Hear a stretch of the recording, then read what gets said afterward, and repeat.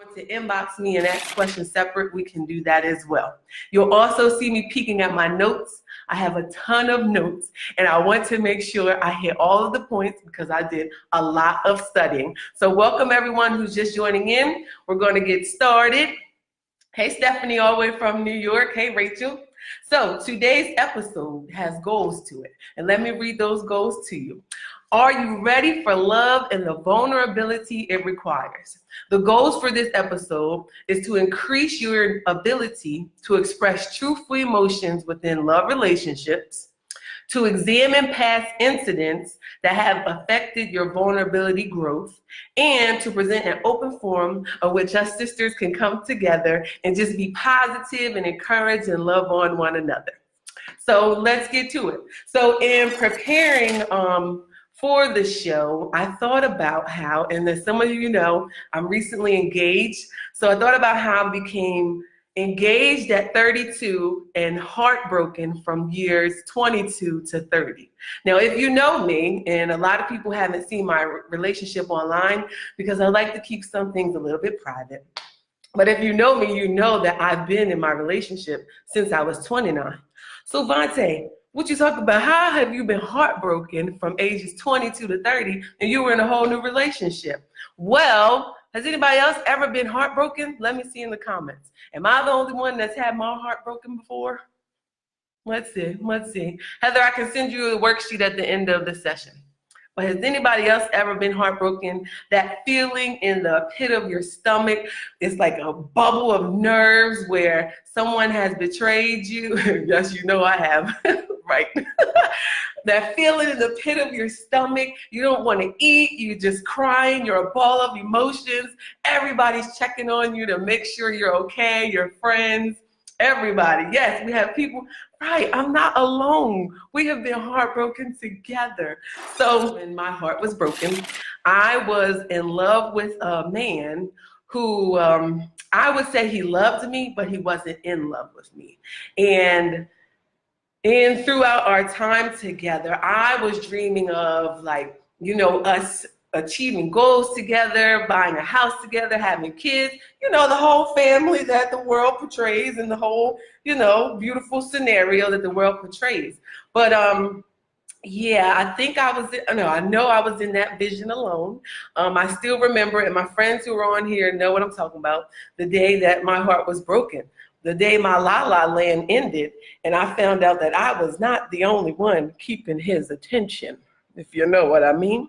I was devastated. I remember crying and everyone calling me. But how many people know sometimes they'll break your heart and you still don't fully learn the lessons, even though we might have that person where everyone around us sees that they are not the one for us. Your mama done told you, your best friends done told you, everyone has said, you know, he ain't the one, sis. But you're like, but no, I see something great in him, and I know things are going to work out and be great. Yeah, that was me. So he broke my heart, and what did I do? I'm be honest, I took him back. I said, well, you know, we can work on this, and yeah, because when he was calling and saying the I'm sorry, they got to me. Am I the only one that has ever taken a man back after he broke your heart? Well, somebody said, let's talk about it. Am I the only one? I must be. Did you put your hand on your head? Oh, okay. So I'm not the only one who has taken a man back. So he broke my heart, and I took him back, and then it started to set in that feeling of, well, am I not good enough? Is it something that I'm doing, right? You know, we begin to blame ourselves because we make up this story in our mind as to why it must have went wrong. So through the years, if you know me, you know I don't have kids, but I will tell you that he ended up having kids, right? I'm being open and vulnerable. So the issue is we want love in relationships, but we are afraid of opening up and being hurt. Anyone else afraid of being hurt? So what is the solution? Vulnerability. Research shows that vulnerability and the ability to be open is the secret to connection. Now, we all know that in relationships, we truly want to feel connected to that person. And I can say happily that with my fiance, we have that connection. Was it always like that? Heck no. He told me one day, I'll never forget it. I was sitting in front of my job on 4th Street. We had probably been together about 2 years now. So I'm like, oh yeah, we progressing, it's going good. Like, it's gonna be a ring soon. No. He said, I feel like we're not progressing like we should be. What? I was really confused because I thought I expressed myself well, like things are good to go. But he experienced me as having a wall up. And then that's when it really hit me. I was guarded. I did have a wall up. I wasn't telling him my true and deepest feelings. I wasn't being vulnerable. And there was a side of me that he picked up on that wasn't authentic and genuine. Are you able to be authentic and genuine and truly express your emotions, your fears, your insecurities in your relationships? Or did that past hurt cause you to say, you ain't getting past this wall. You see this wall, it's there for a reason. Something to think about. So when this was a really important, have you ever heard of Dr. Brene Brown? She does Super Soul Sundays with Oprah, and she is like the guru of vulnerability. And she says that one of the aspects of being vulnerable, and I'm gonna read my quote because I took these good notes. We say to ourselves, I'm going to reveal my innermost feelings to you, and I'm scared you will reject me, right? And vulnerability, even though we're talking about love relationships, it shows up in other places too. Like I told you guys at the start of this live video, I started getting a ball of nerves because my vulnerable self was afraid, like, what if nobody likes what I'm talking about? Or what if I totally missed the mark with this? We put up this wall because we're so afraid of how others will receive it. But even though our body goes into protective mode, that is also blocking us from the relationships and the connection in the relationship that we really want. So what do we have to do, sis? Oh, we got to be open and vulnerable, right? Okay. So another quote that I read, and you guys tell me, it was a part of the poll. I think the poll disappeared since the live wanted to cut out. But vulnerability is not being weak or submissive, but instead it's the courage to be yourself. Do you feel like if you're vulnerable that it kind of says you're a little weak or you're being submissive? Or how do you guys feel about it? Kiara said preach. All right now. Think about it. So vulnerability isn't being weak. It's really you showing courage in yourself. Now, I talked about how vulnerability doesn't just show up in love relationships. It can also show up in your friendships, or when you have to ask someone for a favor, or on the job where you have to admit to a mistake you made. And in friendships, think about this. Think about your best friend, like your girlfriend, your girl, your ride or die. Some of mine are on here right now. One should be playing in a volleyball game and she's on here, so I don't know how that's working. But my ride or die, they know everything, right? You are not afraid to tell them anything because you know your business ain't gonna be out here in these streets if you got a good ride or die and you're able to be open. They know your insecurities. They know your past hurts. They know the stuff people wouldn't even imagine. And we have to have that same vulnerability and openness in our love relationships as well. Because as I said, my fiance said, well, something ain't right, sis, like you ain't being authentic, something. He wasn't picking up on my true emotions and what it was I felt deep inside. And it was because in that past relationship where I told y'all the guy broke my heart, cheated, had kids, everything, I learned to put up that wall and protect my emotions. But if I didn't learn to take that down, take that wall down, it was going to ruin that beautiful relationship I have with that man. Maybe perhaps one day you guys shall meet him. Shay, what you saying you up to? But, oh, Stephanie said, yes, it opens you up to judgment and insecurity. And that is a very scary place to be.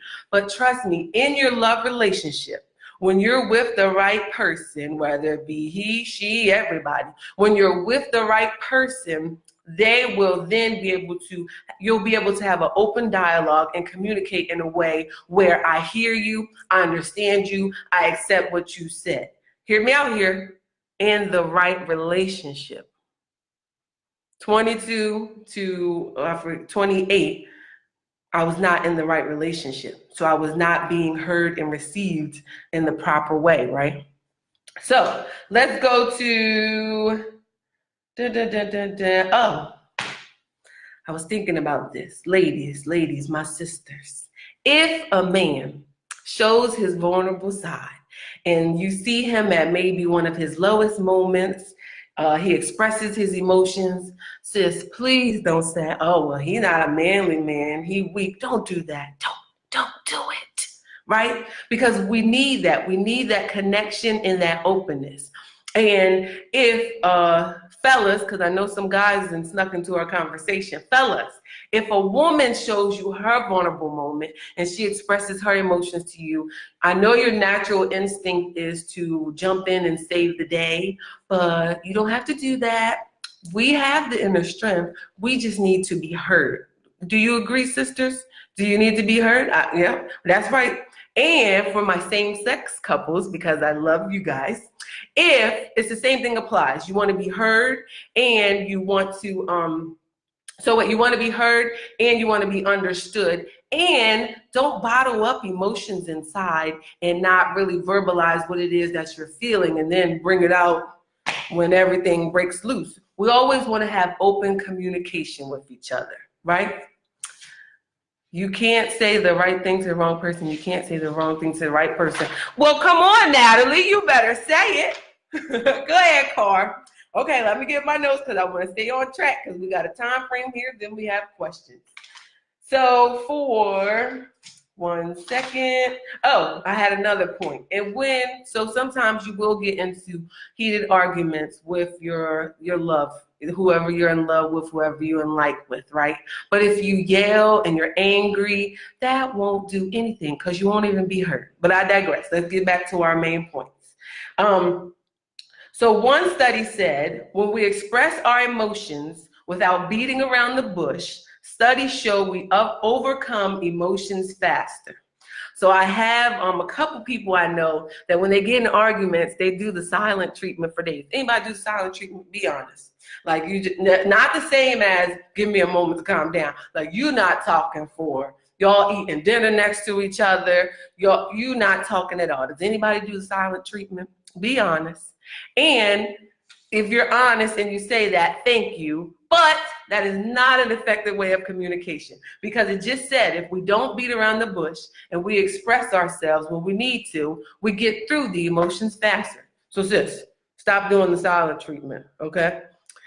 Kia, you said I'm a beast at the silent treatment. That is not, no, we are not praising you on that one. No, Car, she said I am great at it. No more silent treatment. That is an order.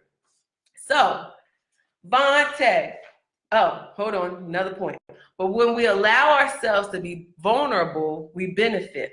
Our relationships improve and we become more attractive. And isn't that what we want in these relationships, right? We don't want to be at each other's heads. Yes, we want to be heard, and we're going to talk about that next week, communication. But we really want to focus on how to love one another and be open. So, Vontae, I get what you're saying. I have my heart broken, I have a wall up, or I'm currently just trying to figure out how to express my emotion, but how the heck do I do it? And how do I share this with my partner? Oh, that's good. So if you have your worksheet, it's on the 3rd page. It breaks down the steps of how to be more vulnerable and how to be more open and how to kind of practice this. And I will also post it, or if you need the worksheet, I can send it to you right after this live. And I'll post the tips too, guys, because I want everyone to just have successful relationships. So step 1, this is where you can get a notebook, write it down, or just a sheet. This is where you guys really have to put in the work, right? You want to ask yourself why you're reluctant to open up. Sis, you heard my story. What happened to you? We all have a story. And it might not have necessarily been in a love relationship that your emotions, you were hurt and you put that wall up. It could have been in a family relationship and a friendship, but something made you not be able to want to express your emotions and be vulnerable. But you need to discover what that is. So the first step, if you get a journal or you had a worksheet, I want you to write down, what is it, why is it that you're reluctant to open up? All right? Stephanie, girl, you know we're friends. I can send it to you. And guess I need a relationship first. No, so you do not have to be in a relationship to follow these steps. Because right now, if you're practicing being vulnerable and preparing yourself, you can do that in friendships, you can do that at work. You don't have to be in a relationship. We're preparing you for that great relationship that's coming, Katrina, okay? So, step 2, work out your feelings first. You can't speak it out loud until you figure it out. So a lot of times we do go through our emotions in our head, and we have to be able to put a voice to it, right? So even if I'm really angry with my fiance in the moment, I say, can I have a moment, please? And then I figure out, what is it that he did that triggered an emotion in me? Why did it trigger it? And how can I say to him, this is what you did that hurt me, and this is what I need from you going forward, or how can we work this out? You see the difference in that versus, you get on my nerves. No, you need to be in tune with your emotions, okay? And then our third step is start small. So you don't have to just jump into sharing your deepest hurt. Like I told you guys, that was probably the biggest hurt I've ever experienced. And I jumped in real vulnerable with y'all tonight and told you guys. But you don't have to start that big. You can start with something small, like what happens when he doesn't take out or she doesn't take out the trash, or how you feel in just small, simple moments, okay? Step 4, practice being vulnerable. So again, that's practice expressing your emotions. In therapy, I use this analogy with a lot of my clients. You know how your shirt comes with a tag that gives specific directions on how to care for your delicate shirt or pants? Wouldn't it be cool if we came with care tags? If we came with a description on how people should treat us and care for us? We don't come with care tags, but guess what we do come with? A brain and a mouth, right? And all you have to do is express to people how you want to be treated. Let them know what your emotions are, right? So then our step 5, and we're moving right along, be honest with your partner about your struggles and never get tired of sharing your emotions. And that's going to be for the people going into relationships too. When we hold in what we're feeling, again, it doesn't make it so where we can quickly move through the emotions. I remember the other day I was upset with my fiance and I was like, I'm just not even going to tell him. Well, no, because then I was still walking around angry and it was just going to explode at some point. So I had to tell him what it was that I was feeling. And so often we hold in those emotions when we really have to get them out. And then lastly, an article I read, one more quote from, it said, a goal of vulnerable disclosure is not resolution, but connection. There goes that connection again. We want connection in relationships, which paves the way toward easier, more heartfelt communication and emotional security. Sis, how many of us want heartfelt communications in our relationships and emotional security? We can't get that if we have that wall up and we're not willing to also express our emotions and be vulnerable.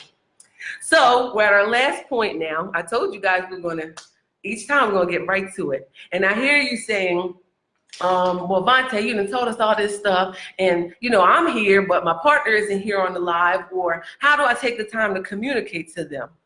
Good question. So you want to pick a time, and I saw this on, I have really gotten into listening to Sarah Jakes Robert. Oh, she's amazing every morning. And she said that she and her husband sit down and they have like a specific date moment each week where I guess the kids are in bed, work, cell phones are off, everything. It's just them two talking about their goals, doing like an emotional check-in. I said, oh, I need to implement this. So the key is we don't want to try to bring up these deep topics when he or she is watching a game or working on work or on a phone call, or when you don't have that one-on-one intimate time. You want to pick a quiet time where you guys can really open up and communicate, right? So those are the 6 steps towards being more vulnerable in your relationships. Hey sis, we just finished up our live video, Are You Ready for Love and the Vulnerability That It Requires? And I had a few questions that I wanted to follow up with a response. The first question said, what happens when you're vulnerable but nothing changes? And if you remember what I mentioned in the video, it's all about the person that you're being vulnerable with. Some of us, now wait, I might hit a soft spot right now. Some of us are in relationships where we've tried to fight through it, we've tried to make it work. And if we're in a relationship with a person who also is not putting forth that effort, and you've tried your techniques, because we want to try our techniques first, but you're with a person who just isn't putting forth the effort. I know you love them, I know you're used to that cycle of you guys being together, but you also know what you have to do. Right? Now don't say, well, Vontae said I need to leave you. Don't put that on me. You know in your heart that it's time to leave that person. And one thing I learned in my studies is it isn't a matter of saying, well, you know, I hate you and blah, blah, blah. And no, you can still be peaceful. You can still be friends. You have to forgive. And forgiveness starts with, and I learned this from Brene and Oprah. Check them out. To forgive is a grieving process because something has to die. And in your case, your relationship is going to experience a death. And I went through it too. And look how I've overcome. And you can do the same. But if you've been vulnerable and nothing has changed, hey sis, come on, do your work. Analyze it. Is that the person you're really supposed to be with? Or are you holding on to something that isn't going to work? Do the work. All right, so our next question. Should you move forward with someone in the midst of trying to get over another, right? So should you start a new relationship while you're still kind of getting out of the old one? So if you remembered in my story, I said how even though I was with my fiance, well, my now fiance, I still was dealing with that, working on dealing with that heartbreak from the previous relationship. So if you're putting in the work and you're completely done with that previous person, but you're trying to just rework your emotions, overcome the walls, I would say as long as you feel as though you can manage it. Sometimes we really have to give ourselves time to recover and rebuild. And if you're in that phase, that's an amazing phase. You really get to know yourself in that phase. But you have to work through the emotions and be vulnerable and get to know thyself. So if you want to start considering other people in that phase, okay. But keep in mind, you got somebody's heart on the line, so don't be playing with it. Now, if you want to start talking to somebody and you know you're still physically messing with that other person, he or she, you still messing with them, they can call you at any moment and it's on and popping, you're still talking, you're still in that pattern where you do favors, and if you were in a relationship, people would look at you like, why are you still doing all that for that person? If that's your situation, no, abort that mission. Do not pass go. Do not start messing with someone and you're still heavily connected to that person from the past, because it's really just going to set the next relationship up for a failure and really break the next person's heart. And we don't want to break hearts. We want to mend hearts. Okay? All right. See you guys next week. Bye.